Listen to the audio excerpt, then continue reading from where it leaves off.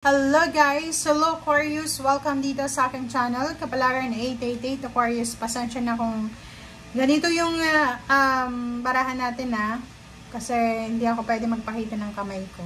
Okay? So, Aquarius, yung first card mo dito is Cordelia. Go outside.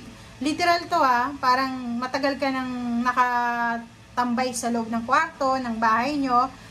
Sinasabi sa'yo dito ng barahan na you have been indoors for too long. Go outside and get some fresh air. So, doon lang to. Hindi naman lahat ng Aquarius na sa ganitong sitwasyon na hindi lumalabas kasi yung iba nagtatrabaho sa labas.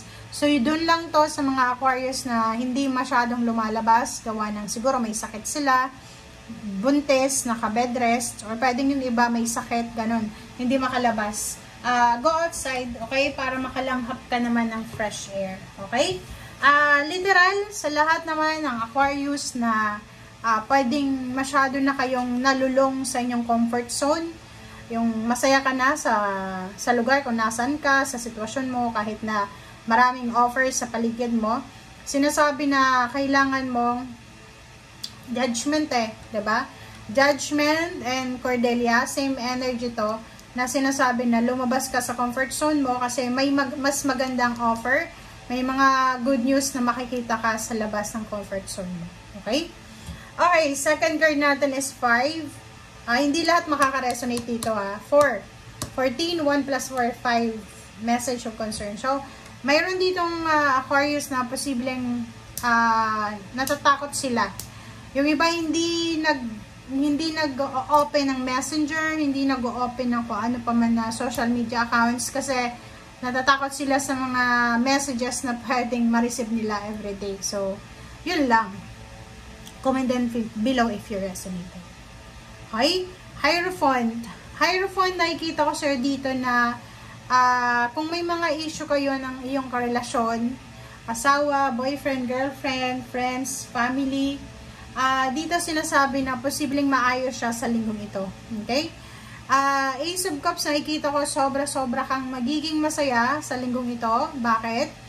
Apple yung cups mo diba? Sobrang pag-apple ng cups kasi pwedeng may offer ng love, relationship, career, or yung pinaka-offer na pwedeng makikita mo dito or darating sa iyo is offer ng kasal. Okay? Yung iba naman sa inyo dito, 3 years na nag-aantay ng pera, 3 years nang nag-aantay ng kontrata, visa, galing sa employer na pero hindi pa dumarating. So sa linggong ito, sinasabi sa'yo na kung ano man itong hinihintay mo, siguro i-hang mo na yung hinihintay mo. Pasukin mo na yung mga bagay-bagay dyan sa paligid mo na pwedeng pagkakitaan basta siya legal. Kasi parang nakikita ko dito, parang halimbawa, isa kang teacher. Ayaw mong magturo, ayaw mong ng ibang trabaho kasi gusto mo talaga maging teacher. Kaso walang trabahong available para sa'yo. So, naghihintay ka. So, dito sinasabi na yun, lumabas ka na dyan sa comfort zone mo. So, pasukin mo lahat ng trabaho, basta legal yan. Okay? Nakikita ko sure dito, maraming rason ka, Aquarius, para maging masaya. Diba, ang daming rason na pwede kang maging masaya. Pwedeng yun, news about wedding, about baby, pregnancy, about graduation, promotion, travel abroad, or anything na masaya dito. Especially involving baby. Kaso lang, meron ka ditong 7 of swords. So, nakikita ko, same sign mo, pwedeng Gemini or other zodiac sign na may inggit dahil sa masaya ka. Parang ganon. May isang tao dito na may lihim na galit sa'yo. Malapit siya sa'yo May lihim siyang galit, may lihim siyang inggit. Hindi niya matanggap yung kung ano yung meron ka sa ngayon. Or hindi niya matanggap na masaya ka. Or hindi niya matanggap na may rason kung bakit ka masaya. Or hindi niya matanggap kung bakit kahit ang hirap ng buhay, masaya ka pa rin. Parang ganun yung energy dito. Okay? Okay, so dito naman tayo sa 8 of Wands. Yung 8 of Wands dito is all about good news. So, congratulations dito sa good news na to. Kung may kaso kang involved, like for example, may kaso kang involved or family mo, posibleng may judgment na nadarating. So, like for example, may kakilala ka na nakulong. Like for example, may kakilala kang nakulong. posibleng this week makatanggap ka ng message, chat, chismis na alam mo si ganyan nakalaya na siya, parang ganun. And next is dito. Nakikita ko sa'yo dito na makakatanggap ka din ng chismis, ng balita, or lahat ng kwento tungkol sa freedom. Like may kakilala kayo na ang tagal nang nagtatrabaho sa ibang bansa, hindi makauwi-uwi dahil nakakontrata siya, or kung ano man to, basta may freedom dito na good news para sa'yo.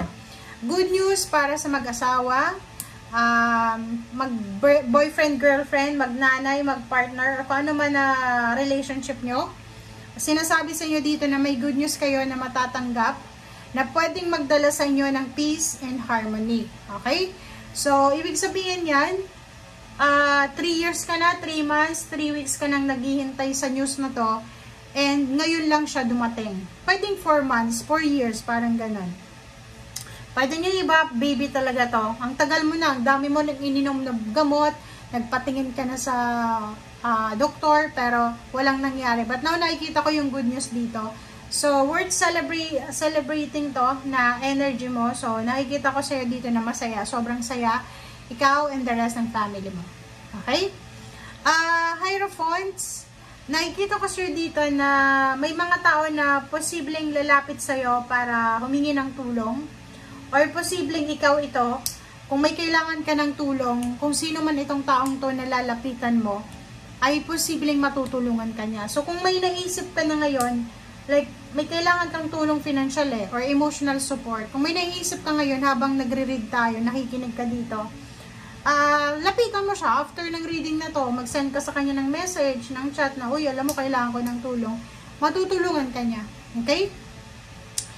This week then, if you're sick, if you're pregnant, naka-bed rest, or kung ano man tong pinagdadaanan mo na kailangan ng pahinga, kailangan mo magpahinga. Okay? Huwag mong masyadong pagurin yung sarili mo sa linggong ito. Lalo na kung kailangan mong magpahinga. And then, the lovers na yan, sinasabi sa'yo na pwedeng yung karelasyon mo, asawa, boyfriend, girlfriend, ay may promosyon na i-offer sa kanya or travel abroad na pwedeng good news yan para sa inyong dalawa. Okay? And if may anak ka naman, since may dasan tayo dito, may posibleng good news yung anak mo, like may mga scholarship, awards, rewards sa school, or kung ano man na recognition ito. Okay? And yung 3 of Wands na yan, kung may hinihintay kayo dyan, relationship, trabaho, promotion, or anything, konting test na lang kasi on the way na siya. Kasi katabi niya yung Knight of Pentacles, so sinasabi, on the way na yung pera na yan. On the way na yung success na yan, yung abundance. Okay guys, thank you for watching. Bye!